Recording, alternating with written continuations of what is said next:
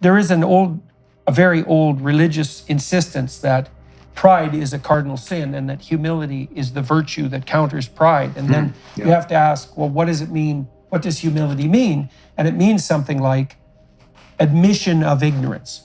Yeah. But what's so useful about that, and why it's a virtue and why it's something very useful to practice, is that if you do admit to your ignorance, which is to note what you don't know and to dare ask it, then you immediately rectify. I told my daughter, for example, very straightforwardly, you only have to ask a stupid question once if you listen to the answer, right? So she's been in many situations where, she was in over her head, like we all are. Yes, very often. Like me today.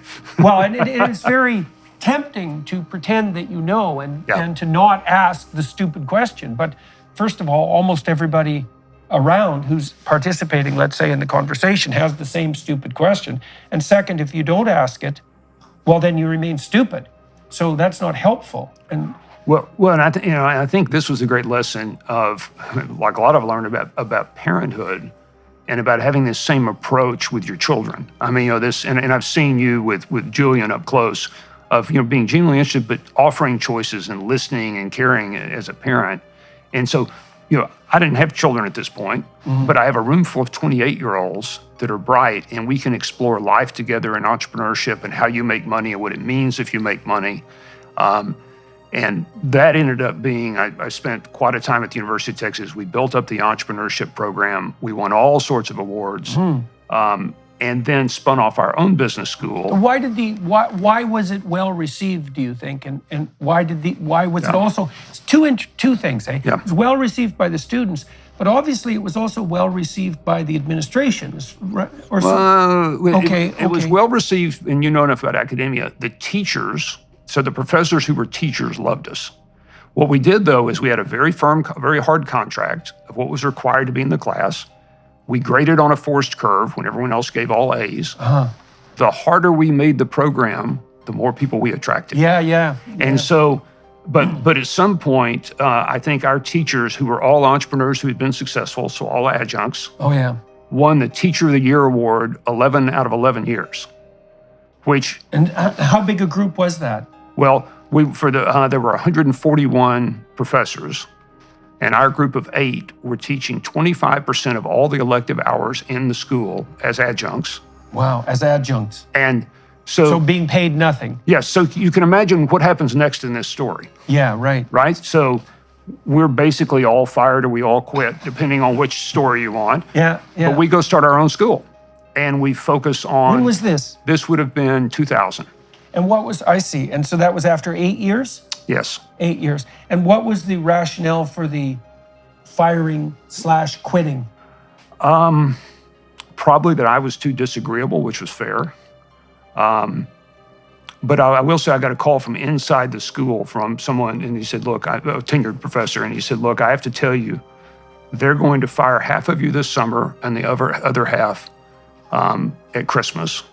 Because, and we were at that point attracting more than half of all the students to the school and teaching a quarter of them. And they said they just, the tenured political faculty just doesn't want you here.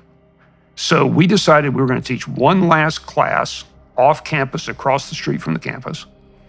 And 130 people showed up for no credit.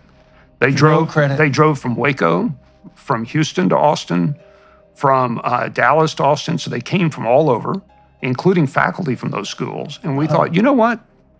Maybe we should have our own MBA program. Right. Now, we knew nothing about that was impossible, right? No one ever told us you couldn't get a credit. But we managed to build a program. We ended up winning all sorts of awards from Princeton Review with really Navy SEALs, Olympic athletes, and young entrepreneurs. And we built this 100-hour-a-week, 10-month program that was just brutal, but changed our lives and changed the lives of the students.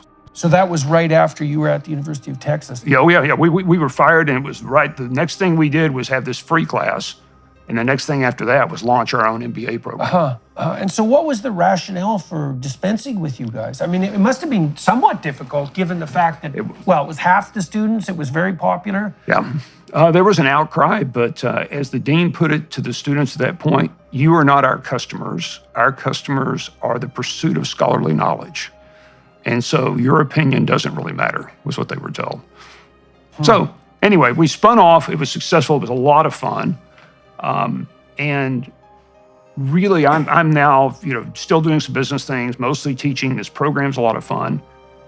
And then we come to kind of one of the most important things in my life, and that is our 2 young boys are in Montessori school. And they're just about... Okay, so you had them after you left the University of Texas Yes. and started this now independent program. Right, so this you is... didn't have accreditation for the independent program? We did get accreditation. You did? We managed to get accreditation because we won all these awards, and they had to give us accreditation. Who awarded you accreditation? SACS. We had SACS accreditation through a small university that my great-grandfather had been president of at the turn of the century. And SACS is? Oh, the Southern Accrediting Association. So it's one of the regional accreditors. Right, so you got associated with a small college, but Right. it didn't matter because Right. as long as you have accreditation, Right. you have accreditation.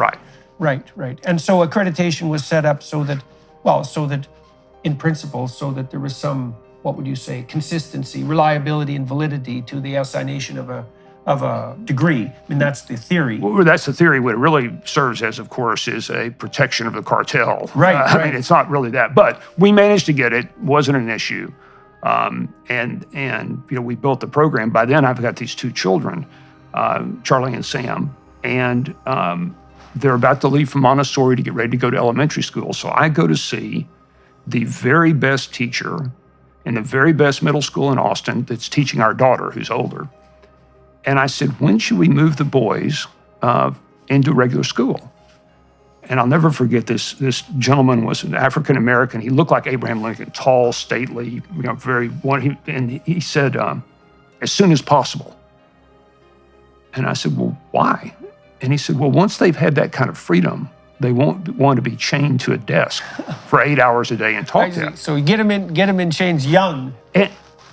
And I was kind of stunned. And I said, well, I don't blame him. I just blurted that out. And he looked down at the ground for the longest